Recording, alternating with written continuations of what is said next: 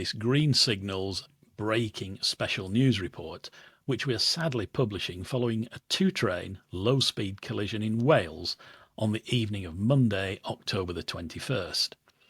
What Stef and I will do here is to lay out the facts as we've been able to ascertain them. We're recording this on October the 22nd, and to briefly and broadly highlight which areas investigators will likely be focusing on as they seek to understand the causes of this incident. What we won't be doing is speculating in detail on potential causes. So, Stef, what do we know at this stage? Thanks, Nigel. So what we currently know is that at 7:29 on Monday evening, so that's the 21st of October, two Transport for Wales trains were involved in a low-speed collision right alongside the A470 main road near Llanbrynmair, which is east of Machynlleth in Powys, mid-Wales. Sadly, one passenger has died and 15 others were taken to hospital with what have been described as non-life-threatening or life-changing injuries. All other passengers were safely evacuated. The trains involved were both two-coach Class 158 diesel multiple units. One was the westbound 1831 Shrewsbury to Aberystwyth service, identified as 1J25, and operated by 158841. The other was the eastbound 1909 Machynlleth to Shrewsbury service, identified as 1S71 and operated by 158824.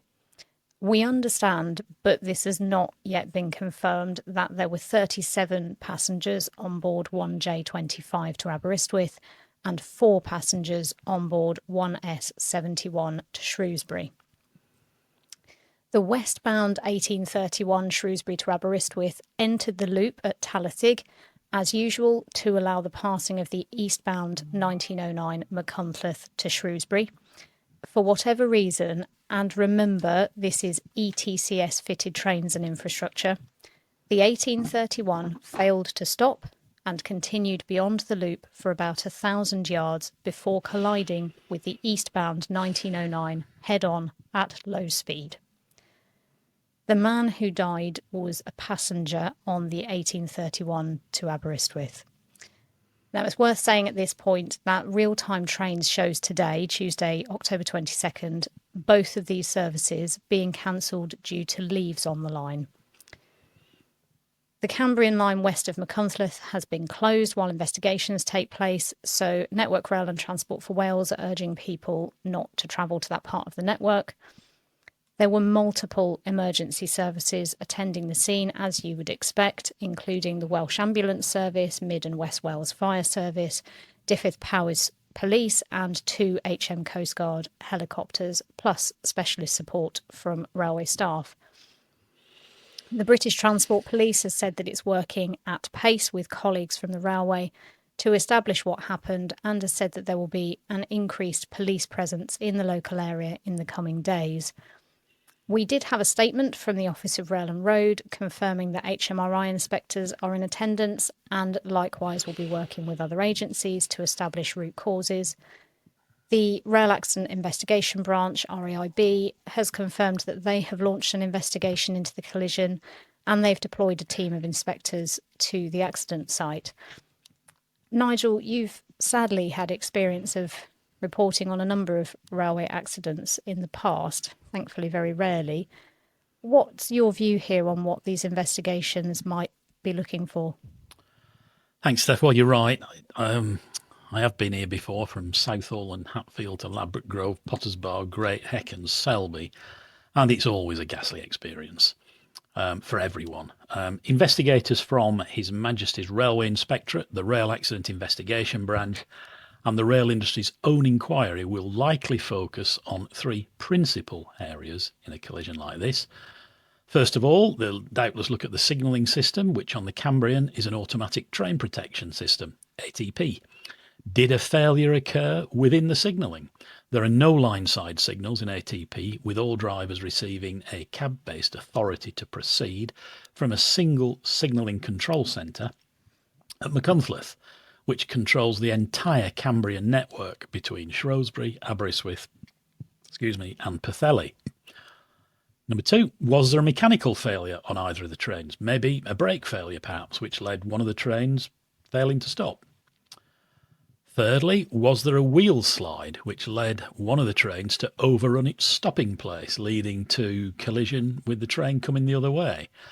There are three principal areas, but investigators will look at every aspect of this incident, aided considerably by data recorders, black boxes, if you like, both on the trains and in the signalling centre.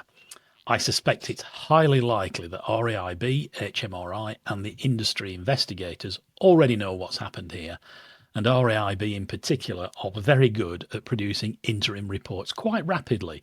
And that's important in case there are immediate lessons to be learned to prevent a similar incident elsewhere. For example, if some kind of brake problem had turned up on one of the trains, they're going to want to know to look at the rest of the 158 fleet, and lots of other similar principles like that.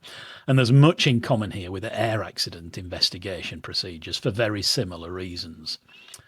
We'll hope to know more quite soon. If previous incidents are anything to go by, RAIB tends not to hang around with its interim reports, which are usually pretty good. These are the likely to be the principal areas of investigation. There will be others, and we now await interim findings ASAP. But you've been trawling through some of the mainstream media, Stef, to see what's been said this morning. Is there anything that stood out to you that we should add? Well, there's been some criticism on social media that the mainstream media, by and large, are not treating this as a bigger story, considering that a man has died. But I suspect that we'll see more reporting as the facts of the incident are released, because, of course, we don't actually know that much about what's happened at this stage. There's also, of course, been quite a lot of criticism within the railway community about individuals speculating on specific causes of an open investigation. So we're certainly not about to start doing that either. Indeed, very well put. We'll concentrate on facts and the broad areas of likely investigation to help inform an unstoppable discussion, which is inevitably already taking place, whether we like it or not.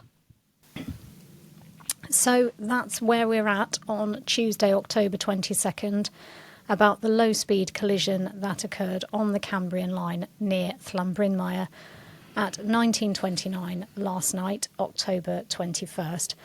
We'll update if there are any further material developments, but it is worth noting that we recorded this week's main show, episode 56, before this incident happened, which is why we felt it was particularly important to give you this update today. Thanks for watching.